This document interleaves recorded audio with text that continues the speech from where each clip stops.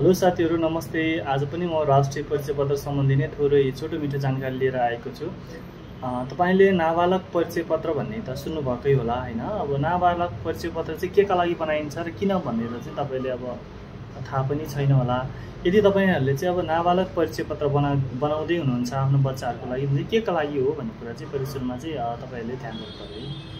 सुरुमा अब तपाईहरुले अब तपाईहरु यदि बाहिरबाट आएर चाहिँ अब मेरो बच्चालाई पनि म अब आफूसँगै लिएर जान्छु आउट अफ कन्ट्री यस्तै भनेर चाहिँ खोज्दाखेरि तपाईले सुरुमा पासपोर्टको लागि चाहिँ अप्लाई गर्न जानुहुन्छ र त्यहाँ चाहिँ तपाईलाई के डकुमेन्ट छ भनेर सो गर्नुस् अथवा देखाउनुस् डकुमेन्टहरु के छ तपाईसँग भनेर सोध्दाखेरि चाहिँ तपाईले जन्मदत्ता देखाउनुहुन्छ र तपाईहरुको आफ्नो नागरिकता देखाउनुहुन्छ प्लस बिहा दर्ता छ भने त्यो पनि देखाउनुहुन्छ हैन हजुरले।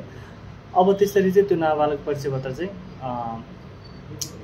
बनाउनको लागि चाहिँ डकुमेन्टले चाहिँ अलिकति पुगिरहेको छैन हैन। अब पासपोर्ट अफिसमा गएर त्यो सब भन्दाखेरि चाहिँ उहाँले के भन्नुहुन्छ भने तपाईले चाहिँ पहिला सुरुमा गएर नाबालक परिचय पत्र बनाउन आफ्नो सिडिओमा कार्यालयमा अथवा आफ्नो ओडाबाट सिफारिस लिएर आफ्नो प्रशासन कार्यालयमा जानुपर्ने हुन्छ। यदि तपाई अन्यत्र जिल्ला काठमाडौँ बाहेक अन्यत्र जिल्लाको पनि हुनुहुन्छ भने पनि अब आफ्नै गाउँबाटै बनाउँछु नाबालक परिचय पत्र भन्ने सोचिरहनु भएको छ भने चाहिँ डकुमेन्टहरु के चाहिन्छ र मैले के लग्नु पर्ने हुन्छ भन्ने कुरा चाहिँ म तपाईहरुलाई भन्न गइरहेको छु। पहिला सुरुमा चाहिँ नाबालक परिचय पत्र बनाउँदै हुनुहुन्छ भने बच्चाको जन्मदत्ता चाहियो एक, त्यसपछि तपाईहरुको श्रीमान श्रीमतीको ओरिजिनल नागरिकता चाहियो, त्यसपछि तपाईहरुले गर्नुभएका बिहा दर्ताको फोटो ओरिजिनल चाहियो र तपाईको बच्चाको चाहिँ अब एउटा पासपोर्ट साइजको 4 प्रति फोटो चाहिन्छ है साथीहरु। त्यो लगेर तपाईले चाहिँ अब राष्ट्रिय नाबालक परिचय पत्र बनाउँदै हुनुहुन्छ भने आफ्नो ओडामा गएर एउटा सिफारिस गरेर त्यसपछि जिल्ला प्रशासन कार्यालयमा गएर बनाउन पनि सक्नुहुन्छ है।